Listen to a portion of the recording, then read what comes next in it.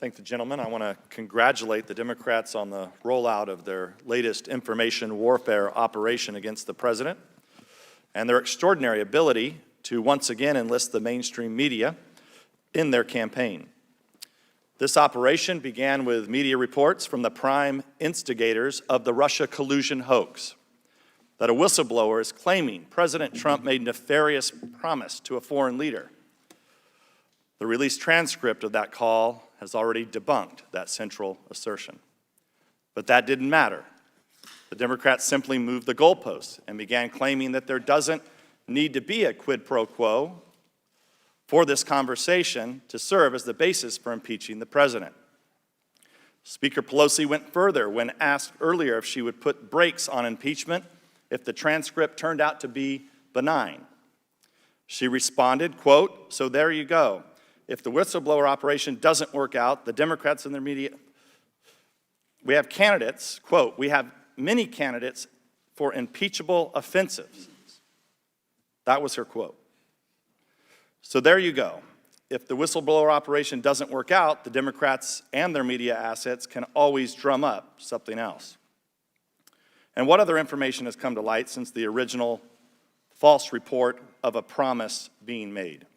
We've learned the following. The complaint relied on hearsay evidence provided by the whistleblower. The Inspector General did not know the contents of the phone call at issue.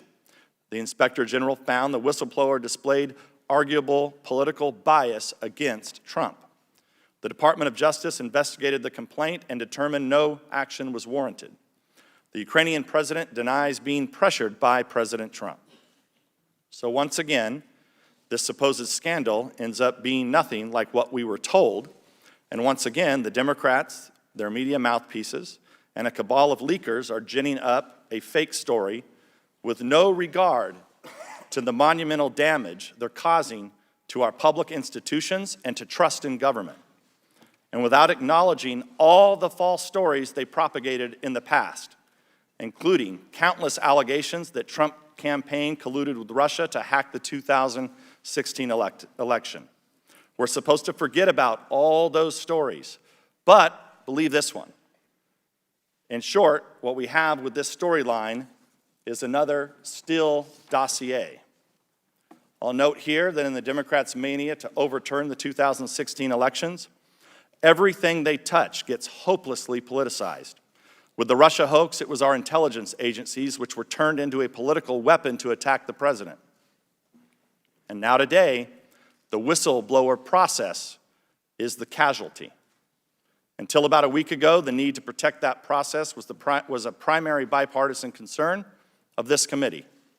But if the Democrats were really concerned with defending that process, they would have pursued this matter with a quiet, sober inquiry, as we do for all whistleblowers. But that would have been useless for them. They don't want answers. They want a public spectacle. And so we've been treated to an unending parade of press releases, press conferences, and fake news stories. This hearing itself is another example. Whistleblower inquiries should not be held in public at all. As our Senate counterparts, both Democrats and Republicans, obviously understand, their hearing with Mr. McGuire is behind closed doors. But again, that only makes sense when your goal is to get information, not to create a media frenzy.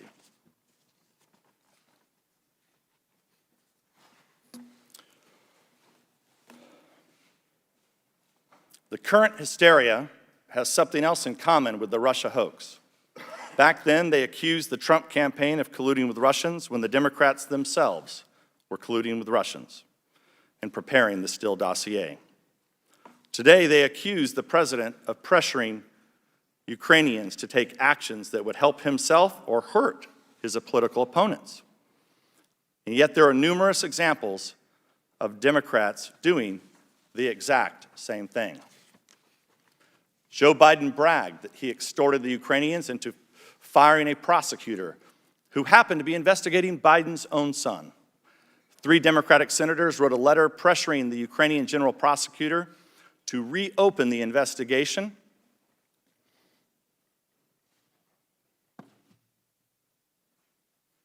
into former Trump campaign officials. Another Democratic senator went to Ukraine and pressured the Ukrainian president not to investigate corruption allegations involving Joe Biden's son. According to Ukrainian officials, the Democratic National Committee contractor Alexandra Chalupa tried to get Ukrainian officials to provide dirt on Trump associates and tried to get the former Ukrainian president to comment publicly on alleged ties to Russia. Ukrainian official Sergei Lyshenko was a source for Nellie Orr, wife of Department of Justice official Bruce Orr, as she worked on the anti-Trump operation conducted by Fusion GPS and funded by the Democrats. And of course, Democrats on this very committee negotiated with people who they thought were Ukrainians in order to obtain nude pictures of Trump. People can reasonably ask why the Democrats are so determined to impeach this president when in just a year they'll have a chance. In fact, one Democratic congressman, one of the first to call for Trump's impeachment, gave us the answer when he said, quote, "I'm concerned that if we don't impeach the president, he will get reelected," unquote. Winning elections is hard, and when you compete, you have no guarantee you'll win. But the American people do have a say in this, and they made their voices heard in the last presidential election. This latest gambit by the Democrats to overturn the people's mandate is unhinged and dangerous. They should end the entire dishonest, grotesque spectacle and get back to work to solving problems, which is what every member of this committee was sent here to do. Judging by today's charade, the chances of that happening anytime soon are 0 to none. I yield back.